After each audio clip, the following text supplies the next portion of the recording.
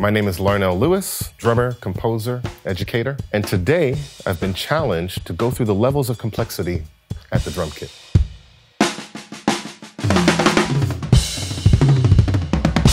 This instrument has existed for over 100 years. There have been tons of interpretations on it. Just for today, though, we're going to hang out in my world, and we're going to go through my interpretation of complexity on the drums. So level 1 is the bass drum.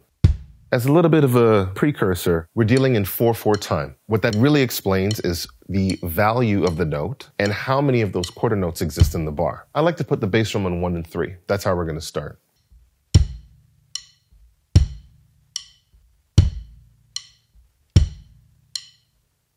Level 2, we're going to add the snare drum. I like to consider the snare drum the backbeat. That's a very common phrase that you'll hear in drumming. It's similar to clapping. We're going to put the snare drum, or your clapping, on beats 2 and beats 4. And that sounds like this.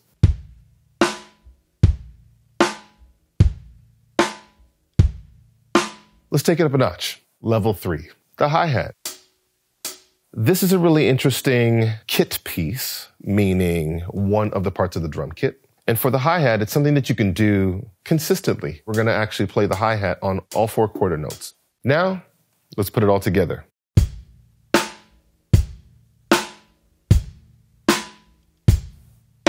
Altogether, you call that a groove. Another term for that is a drum pattern. I'm going to play 2 grooves. One is a funk groove. I will evolve into that. And the next one's a rock groove, which I will also evolve into.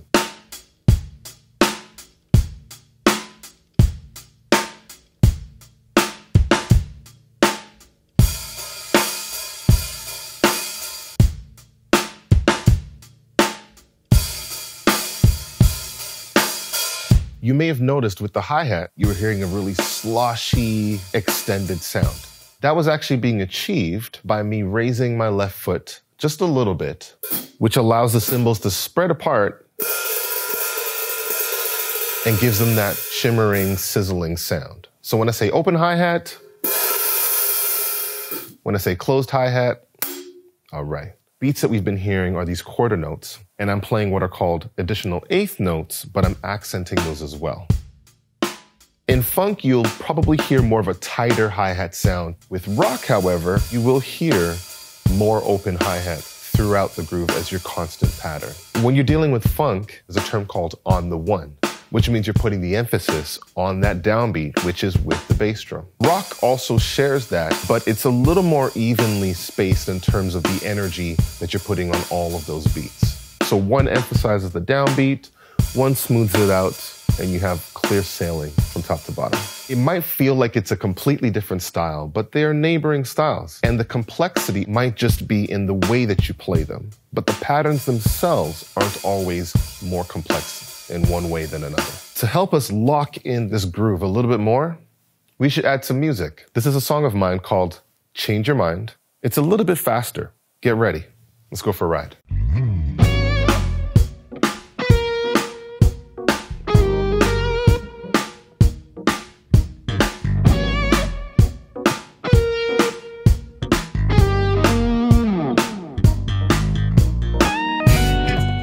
Let's move on.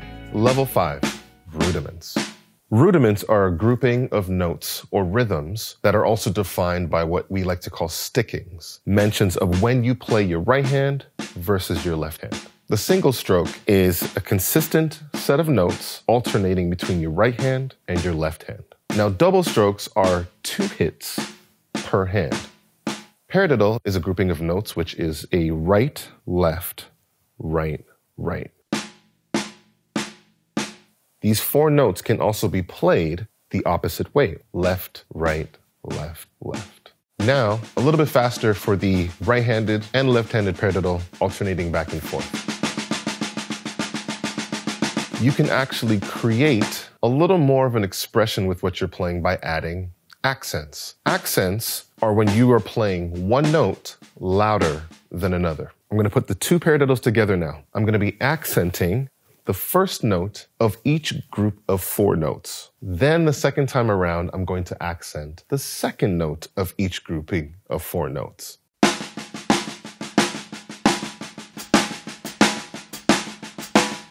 I just want to talk a little bit about the hi-hat bark. where we are lifting our foot up, hitting the hi-hat, and then closing our foot right back down again.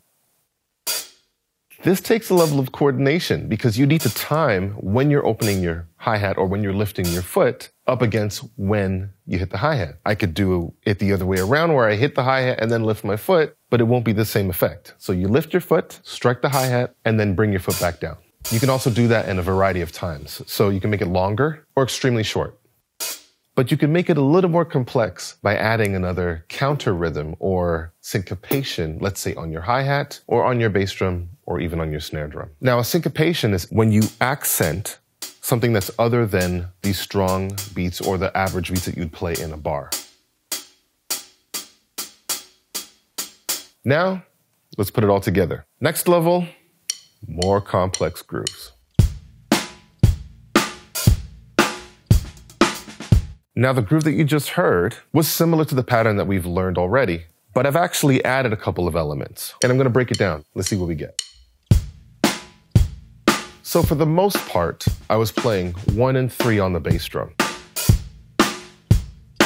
I've played an open hi-hat on the downbeat. There was another skip note or added 16th note that I was playing just before I played the downbeat. I've also played some other rhythms or syncopations on the bass drum. Using syncopation, you can create elaborate rhythms or even very simple rhythms that complement any drum groove that you're playing.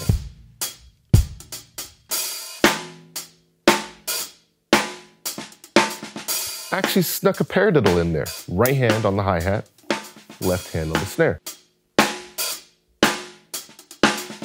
Next level, polyrhythms. Now, polyrhythms is next in the level of complexity, really because it takes just a little bit more than a level of our understanding of coordination. A polyrhythm is actually 2 rhythms layered on top of each other. It makes for a really interesting pattern that you hear overall. The most standard version of a polyrhythm you'll hear is the 3/2.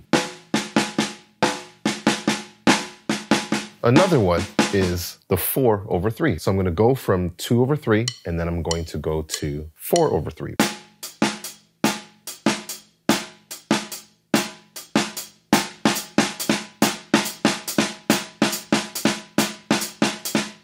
Little more complex. This one is going to be 5/4.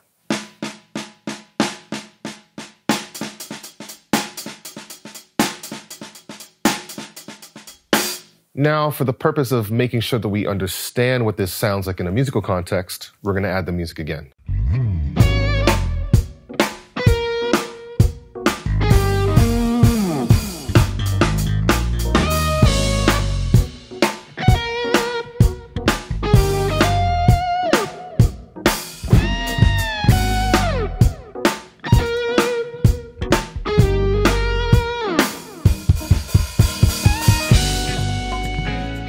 Level, orchestration, which, by the way, is just me taking a rhythm and putting one of my hands on a different part of the drum set, but playing the same rhythm. Sidebar, 4-way independence, 4-way coordination. All of your limbs are playing different rhythms. It's multiple rhythms happening on multiple kit pieces at the same time.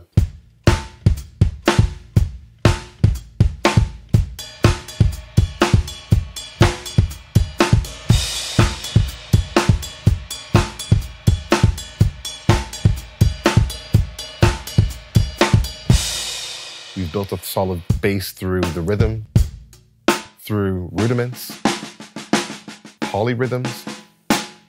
You can take all of those levels and you could reorchestrate anything that we've done so far. If you remember our paradiddle from earlier, I'm going to play it on the snare drum, I'm going to take my right hand, and I'm going to continue with that concept, moving my right hand around to different parts of the drum kit. First tom, second tom, this other drum that I have here, which is a snare drum, my floor tom, and of course, we can't forget the rest of the kit, crash cymbals. I have another one that's a similar crash cymbal, has a bunch of holes in it, so if I play it very lightly, I get a really nice sizzle. This is called a splash. This is a trash former on top, and I have another splash underneath it as well. Here's another stack over here, the cymbal sandwich. 3 cymbals here. One on top is a 16-inch cymbal. The one all the way on the bottom is a 14-inch china. And in the middle is a really interesting looking cymbal that has a lot of little holes in it. Has a really nice, trashy, rattly sound. like this. And you can't forget the ride cymbal. Now, let's put this drum kit to good use. Paradiddle, reorchestrating, right hand moving around to the different kit pieces.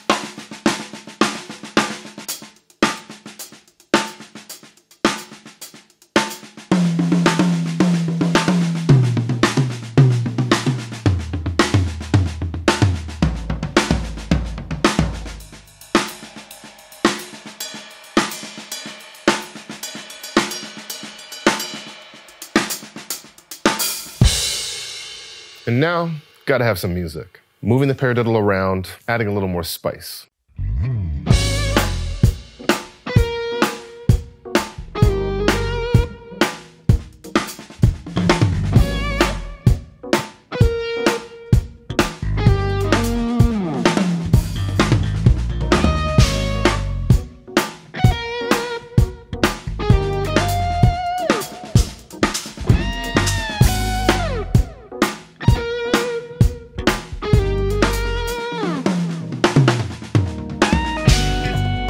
The beauty of orchestration is that it gives you a ton of options without needing to change too much rhythmically or with the rudiments that you're actually playing. It actually moves you right into the next level, which is drum fills.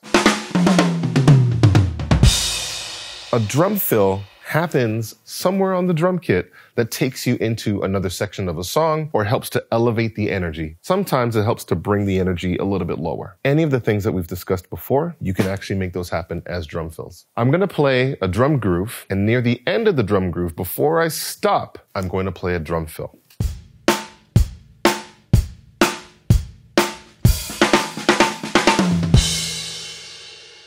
Here's another example of that.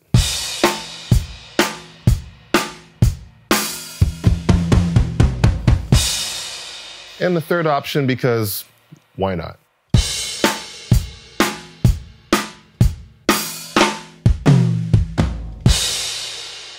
That's the power of drum fills. The first one was probably a little more complex in terms of it had more rhythms going on. The second one didn't have as many rhythms, and it stayed on a couple of kit pieces. And of course, the last fill that I did was really sparse, meaning there wasn't a lot of information, a lot of drumming happening, and it gave that sense of going down a gear or we were about to get a little bit slower. Now for something a little more advanced, a 30-second note drum fill.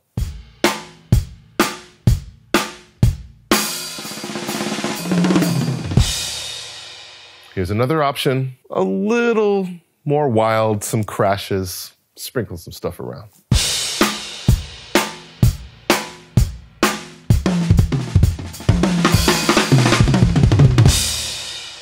Moving on from drum fills, we have embellishments. Some people might think embellishments belong just a little bit earlier, but I actually like to add embellishments or ornamentation after understanding drum fills. When you know how to play a drum fill, you can always push the envelope and embellish a certain part of the drum fill. It's really just that added expression to the moment to take it up another notch. I'm actually going to level up a drum pattern into a drum fill with more embellishments as I go along.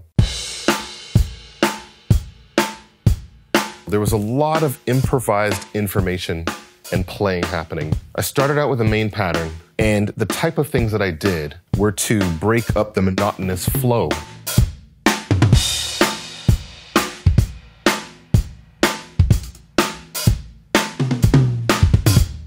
So now I'm adding a really interesting element maybe on the hi-hat. There was some activity that happened on the bass drum.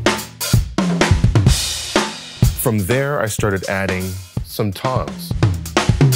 At this point, you're getting more energy, more excitement. And I'm adding bits and pieces, adding cymbals, adding toms. It's getting even bigger to the point where you may not even recognize the original pattern, but now we are adding to the story. We're adding to the excitement and take you even higher and higher and higher until you get lost inside of all of it. I'm going to try it again, but this time I'm going to put a little more emphasis on some of the lower drums. I'm going to do what's called grounding the pattern in a different way by accenting rhythms that feel like they're connected to the stronger beats that we've been hearing, whether it's beat 1, 2, 3, or 4. Here we go.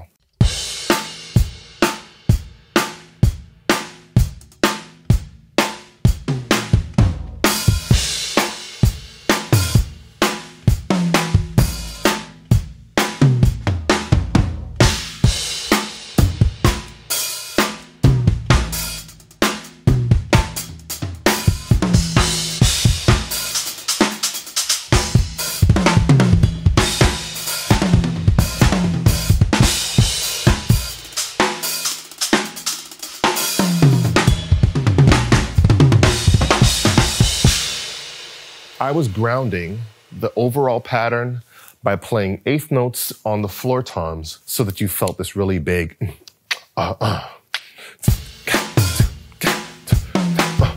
Having lower tones at that part of the beat was a really cool embellishment and helped to ground what you were hearing. Then anything I added, whether it was toms or hi-hat, these were all rhythms that took me towards these bigger embellishments. Eventually, I changed the bass drum pattern, so now the core drum pattern felt a little bit different, but it had the same spirit. Let's pull it all together. You got grooves, polyrhythms, four-way coordination, embellishments, orchestration. So many of these things are going to come together in a drum solo. What you're about to hear is the last and final vamp section of Change Your Mind going into the drum solo.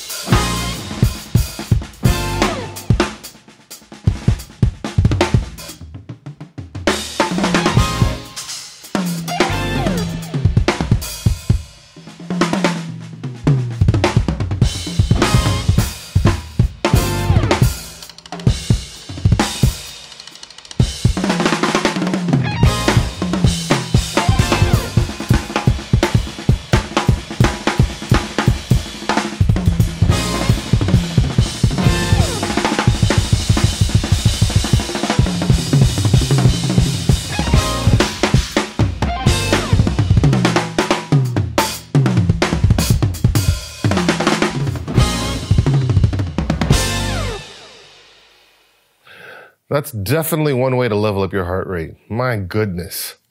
Pro tip, make sure you're breathing when you're playing the drums. One thing I've come to appreciate about the levels of complexity of the drums is that once I understood from drumming how to find my voice, I realized that I didn't have to always be complex. I didn't have to always play really fast. Because the purpose for me is to drive home a story or drive home a feeling. The art is in the way that you can hang left, right, or go straight through all of these levels of complexity. I hope you learned something. And if you didn't, you better hit rewind and make sure you go out and learn how to express yourself. It's levels to this thing.